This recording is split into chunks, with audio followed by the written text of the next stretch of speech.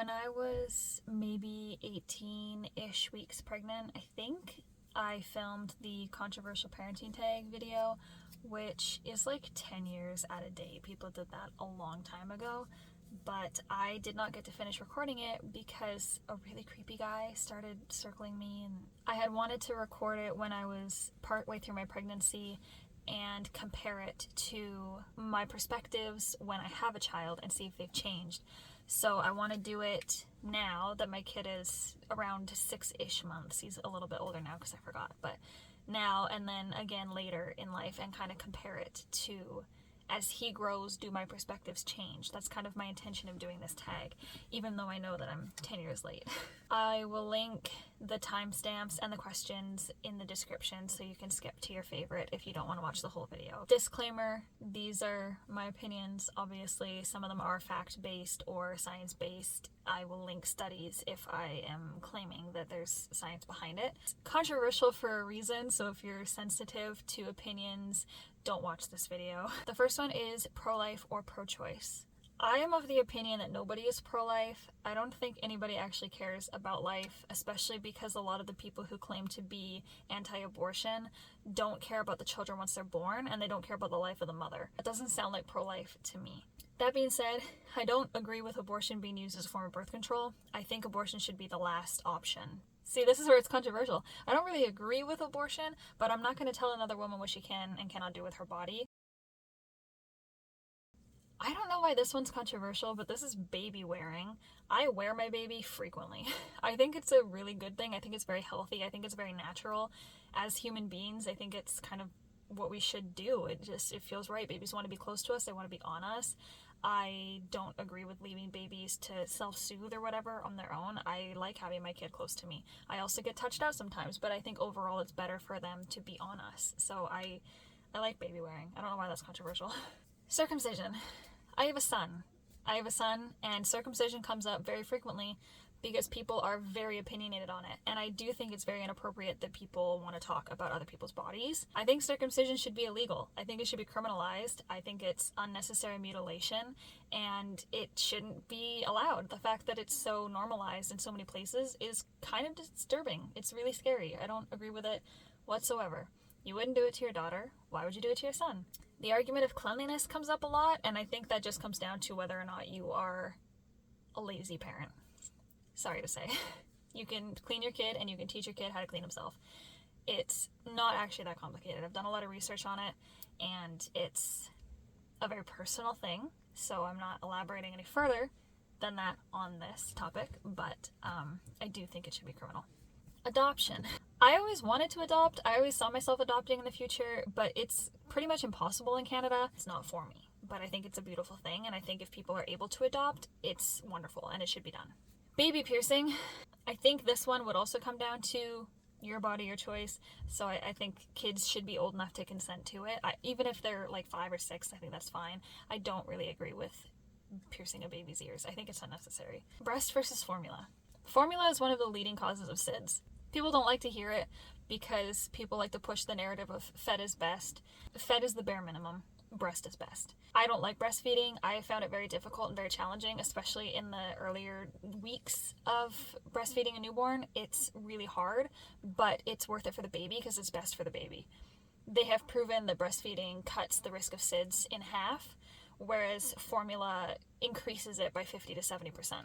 I'm adamantly against formula, just kind of as a basis, but I also understand that it's the second best and the only other alternative to breast milk if mothers can't breastfeed for some reason.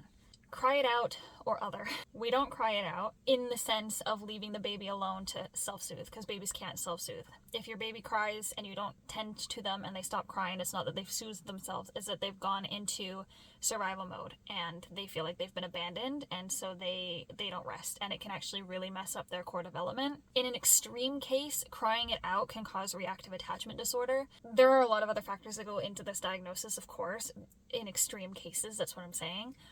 But anything that could harm the core development, I don't do. I don't agree with it. The only times I let my baby cry it out is if I'm holding him and he's just crying, because sometimes babies cry. I have had a couple of moments where he's been fed, he's been changed, he's had everything and he's just gassy, or he's overtired and he won't sleep and he just cries. But I don't put him down. I hold him and keep him close and talk to him and let him know that he's okay, and he eventually soothes himself.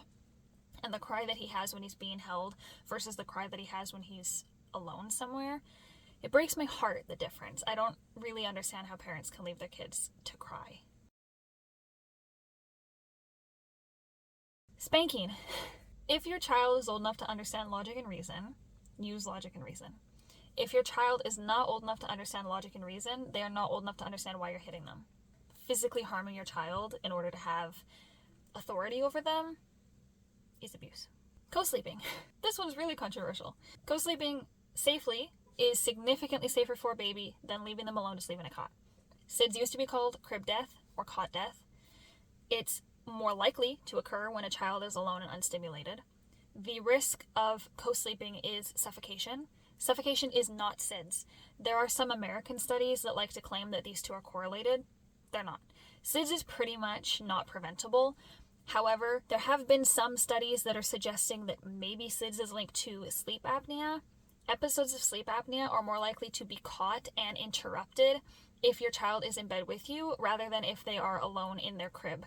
I have seen cases of SIDS online with babies around 3 months old, and every single one of them was left alone to sleep. Every single one of them. And I am terrified of the idea of going and finding my kid in the morning not breathing and knowing that they've been like that for hours. I couldn't live with it. My baby is in bed with me. He has been since we were in the hospital, and he is totally safe. I'm a light sleeper. I think that's a big part of it. I think if you're a heavy sleeper, if you have to take medication, if you drink, if you smoke, etc., if there's 2 adults in the bed, if you have a soft mattress, if you have a whole bunch of blankets or pillows, these are risk factors for suffocation, and that makes it an unsafe sleep environment. Home versus public versus private schooling. I have always adamantly been against the public school system, especially on the island. It's kind of trash. I don't know if it's better on the mainland, but locally it's not good. I don't love it. I had a really bad experience in school from primary through high school, and I'm afraid of putting my kid in that environment, but I'm also afraid of holding him back based off of my experiences. I've looked into Montessori, I've looked into some Christian schools, I've looked into private schools, I've looked into homeschooling. I don't know what I want to do. At this point, my baby is obviously not even 7 months old yet, so I think I'm going to keep changing my mind on this. But if he's a really active, outgoing kid and he wants to be involved in things, I'm going to put him in kindergarten, if that's what's going to benefit him. I want his schooling to be based off of the kind of kid that he is and whether or not he's going to benefit from it, and I want to put him in an environment where he's going to flourish. And if that's in public school, great. If that's private school, awesome. If I have to go and get my early childhood education certificate so that I can homeschool him appropriately at home or hire a tutor, I will do that. I want it to be what's best for him so that he's learning and he's happy and he's healthy and he's getting a good broad education. Vaccinations. I think it's incredibly irresponsible to not vaccinate your children, but I also ask questions, and I think informed consent is very important. I don't know what the vaccines are like in other countries. I only know for Canada. So if it's different in your country, please do your own research. I'm thoroughly against the COVID vaccine because it's new and the side effects are kind of wild. So I have my 2 COVID shots because I had to get them because I wanted to travel. I've not got any boosters. My kid is not going to be getting any of them. We get our flu shot because, in my experience, getting the flu shot has prevented the flu. I know in a lot of cases, getting the flu shot can make you feel like you've got the flu, or it makes it worse. I think it's a very individual kind of thing, so you need to make your own decisions in that regard, and that's totally chill. When it comes to the big vaccines, like for meningitis and polio and all that shit, I think it's crucial that children are vaccinated against these things. I think, again, informed consent is really important. The MMR and the chickenpox vaccines have really extreme side effects if you get side effects. MMR can cause swelling of the brain. I'm really nervous about these ones. They're the 12-month vaccines, and I'm going to be getting them separated so they're not given at the same time. In suggesting that I wanted these vaccines separated, I was told that they had to be separated by 4 weeks. which then raised the question of why are you giving them together in the first place if they have to be 4 weeks apart? And I haven't gotten a thorough answer on that one yet, which is making me very, very wary. When my kid was 2 months old, he was given 9 different vaccinations, which I did not want to do, and I felt very pressured and bullied into doing by family and by healthcare professionals. I wanted to separate them, and I said from birth that I wanted to separate them and space them out so that he wasn't getting so many shots at once. And he ended up getting, I think, 3 pokes and 1 oral one. One of the needles was a 6-in-1, and he had a bad reaction to it. I felt like garbage. It was a really, really bad first experience, and it really put me off future vaccines. He is fully vaccinated at this point. I'm going to be separating the 12-month ones, like I said, but I think doing your own research and informed consent is super important, and making sure that you get all of those vaccines in a timely manner, but in a way that feels safe for you and your child. Medicating children. When it comes to Tylenol and ibuprofen, I'm fine with it. I've given him probably more than he should have. I didn't even know you weren't supposed to give ibuprofen to an under 6-month-old because I was told by a dentist and a doctor that it was fine for him. He had a bacterial eye infection for 2 months, and the Tylenol kind of took the edge off of it. He was on major antibiotics for like 2 months of his life. It was rough. It was brutal. So he's definitely had medications for things. When it comes to ADHD, autism, behavioral things, etc., I'm a lot more hesitant about medicating. And I think if we were in a situation like that where he had symptoms of ADHD, he was really struggling with something, it would kind of be monitoring the situation and making the decision at the time.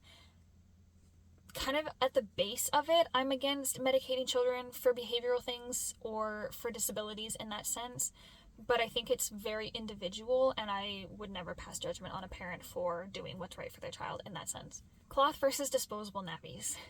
We do a mixture of both.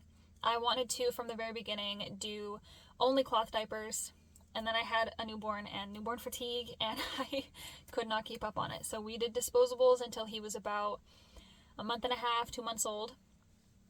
Switched to cloth. We did exclusively cloth for maybe a month or 2, and then the nighttime ones started to leak. It was driving me crazy. So we ended up switching to Huggies overnights. He's in cloth diapers most of the time. We do disposable diapers for nighttime and occasionally for travel. If I think we're going to be out for an extended period of time, it's just less stressful to put him in a diaper that I know is going to last for like 12 hours as opposed to one that's going to leak after 2 or 3. I like the cloth diapers. I find the work easy. I would rather do the laundry than deal with the garbage and the smell, personally. I don't think this is a controversial thing at all. And this is the last one. This is store-bought versus homemade baby food. I swore from the beginning I was gonna do homemade, and then it's just one more thing to do. So we buy the baby organic gourmet baby food. It has only ingredients in that you could buy in the store and make on your own at home. It's just like you whip it together. It's in a jar. He loves it. It's guilt-free and work-free, which I love. I am trying to pull away from baby foods. I don't buy a lot of stuff. He just likes these little jars of the purees because he's been on solids since he was 4 months old, so obviously he couldn't chew. So we had him on the purees pretty early. Anyway, so that's the controversial parenting tag. This is a long video. I have not talked this much and this thoroughly, I think, in a while, but it's been fun.